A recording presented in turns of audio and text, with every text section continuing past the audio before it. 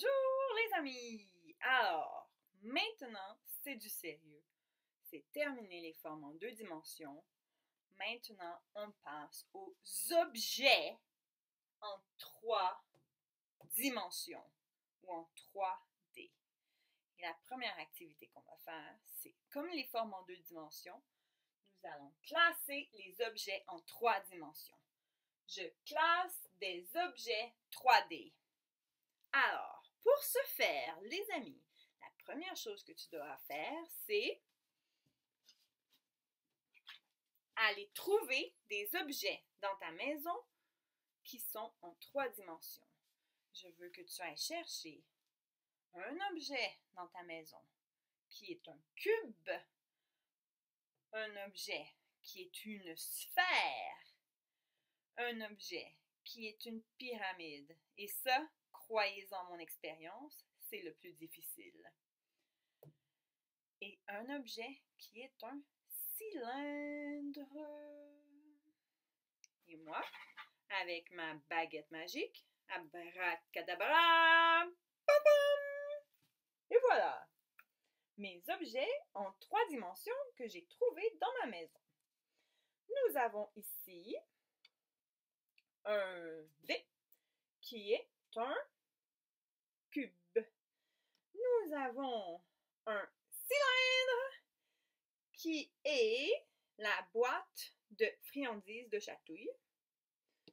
Nous avons ici une sphère qui est la sphère de chatouille, la jouet de chatouille. Et la pyramide, ça c'était vraiment difficile. Je te donne le défi d'en trouver une dans ta maison. Moi, j'en ai construit une. C'était pas trop difficile parce que tu sais quoi? Dans un cube, quand tu regardes un cube, ben, une partie du cube, c'est une pyramide. Regarde ça.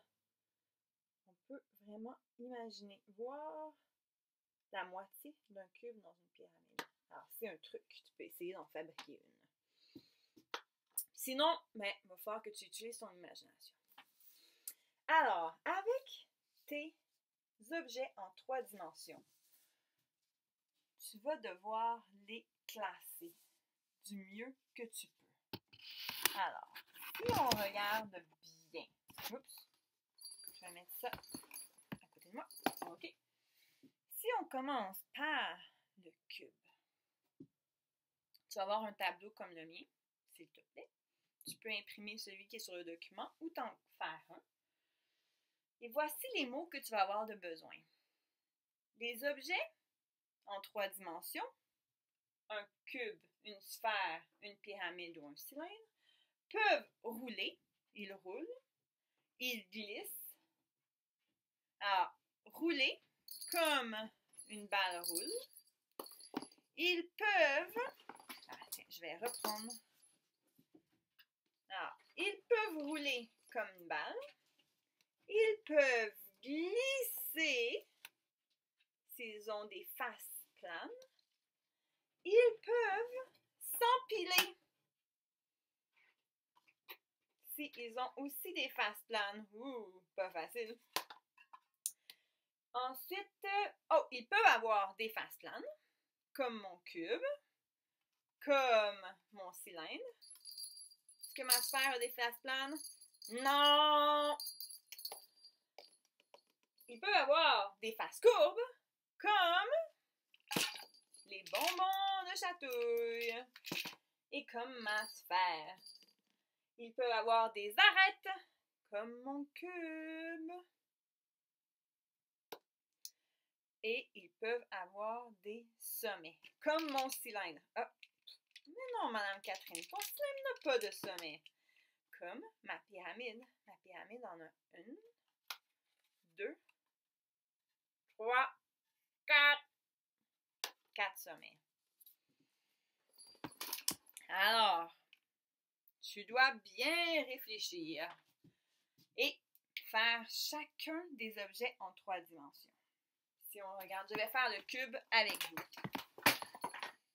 Et tu peux utiliser d'autres mots que ceux que tu vois ici aussi.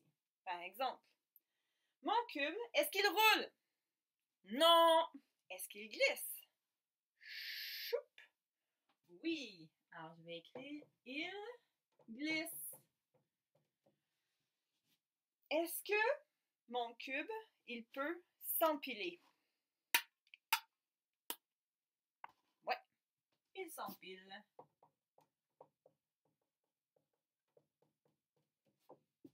Est-ce qu'il a des faces planes? Oui, mais là, défi, combien de faces planes? 1, 2, 3, 4, 5, 6. Il a 6 faces planes. Et regardez mon beau S à plane, parce qu'il y en a 6. Est-ce qu'il a des faces courbes? Non! Est-ce qu'il a des arêtes? Les arêtes, les amis, ça, c'est des arêtes. Encore une fois, on va les compter. 1, 2, 3, 4, 5, 6, 7, 8, 9, 10, 11, 12. 12 arêtes! Il a 12 arêtes.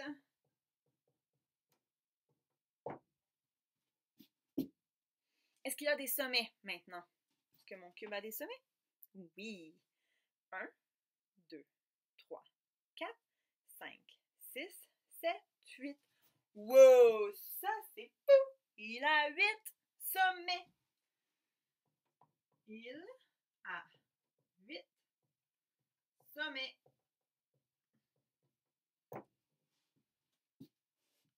Est-ce qu'on pourrait avoir d'autres? Ouais, tu pourrais trouver d'autres choses à dire. Mais moi, je trouve que ça, c'est une excellente description du cube. J'aimerais que tu fasses la sphère aussi, la pyramide et le cylindre. Et n'hésite pas à utiliser les objets que tu as à la maison pour vérifier. C'est très utile de pouvoir les observer toi-même. Alors, bonne chance avec ton défi de classer les objets en 3 dimensions. Et bonne chance dans ta chasse aux objets. Tu as besoin d'un cube, une sphère, une pyramide et un cylindre. Bon travail!